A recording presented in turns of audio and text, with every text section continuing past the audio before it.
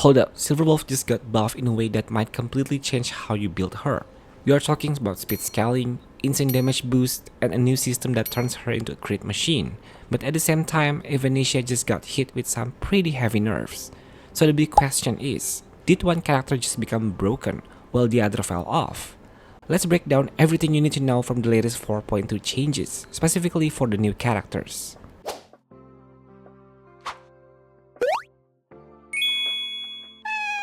Alright, let's start with Silverwolf SP, because she probably got the biggest set of changes. First off, her base speed got increased, which is always nice, but in exchange, her base stats like HP, defense, and attack were slightly reduced. Now for her enhanced basic attack, the first hit got a pretty big multiplier buff, going from 160% up to 220%, and the final hit also got boosted from 60 to 90%.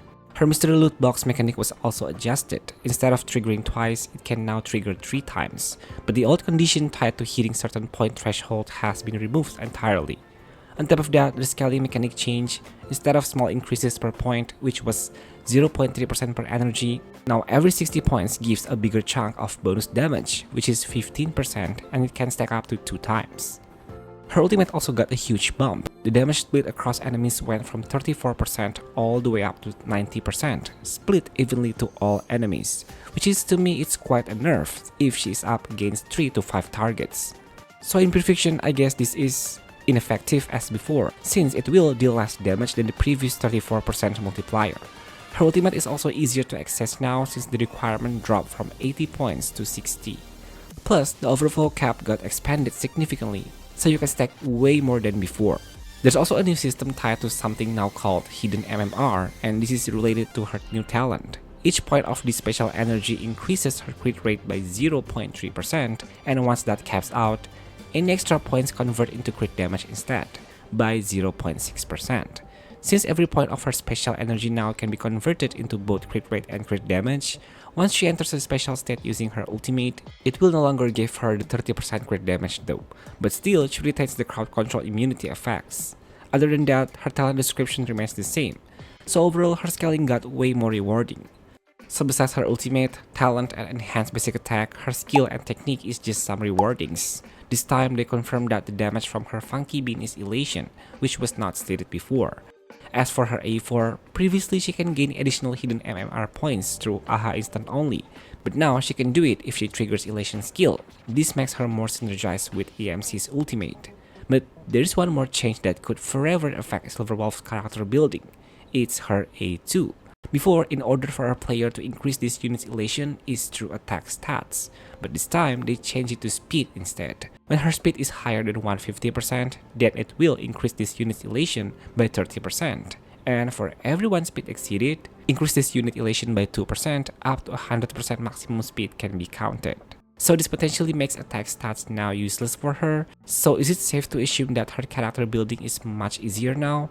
Even easier than Yao Guang, since you basically only need to accumulate enough speed and crits. And with this, using defense or HP on her planar orb and rope is acceptable, especially after knowing that she does not and will not use energy regen on her rope. If you can assume that this hypothesis is accurate, then it's going to be easier now to run her in sustainless team comps.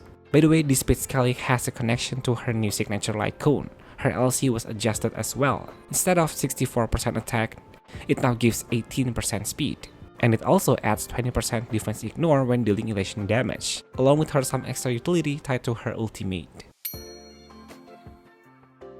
For Eidolons, there were some reshuffles too. Her E1 now focuses more increasing damage taken by enemies by 20%, and it also lets her retain a 20% of her MMR after leaving her special mode. Her old E2 got moved to E6, while the new E2 now extends buffs and can even grant extra turns depending on how much MMR you stack. For every 120 points allows her to receive 1 extra turn and 1 additional enhanced basic attack. Now that her old E2 is moved to her last Eidolon, this actually makes more sense to me since how broken it is.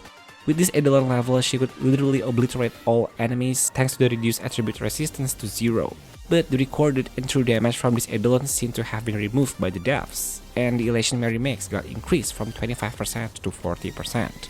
Overall, Silverwolf SP got a lot stronger, and this way, she deserves to be categorized as the anniversary character.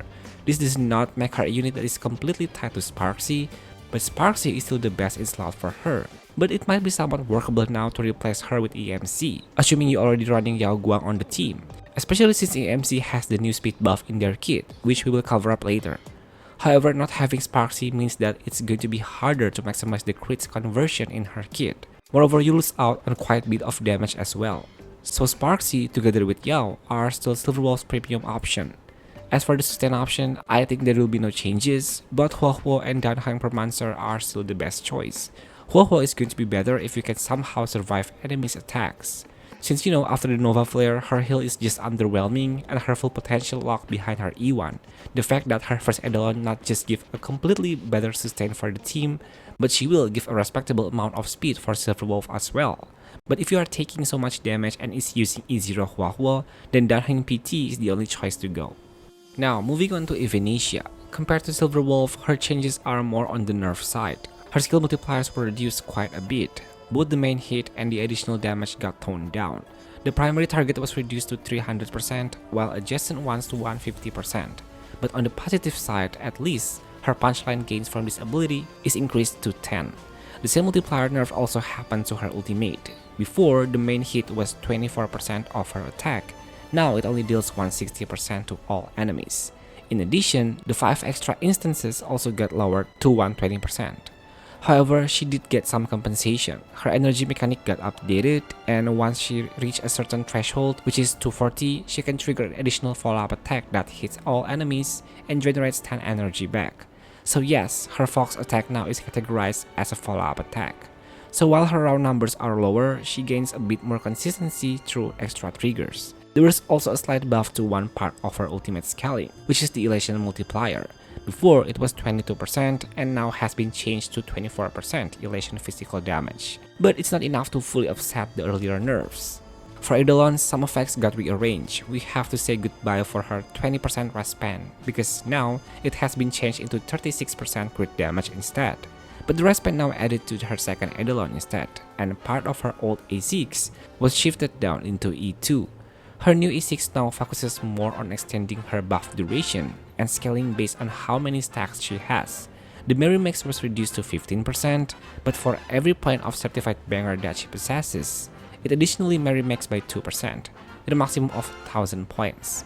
Other than this, the other Eidolon description remains the same. So overall, she's definitely toned down compared to before, but not completely gutted.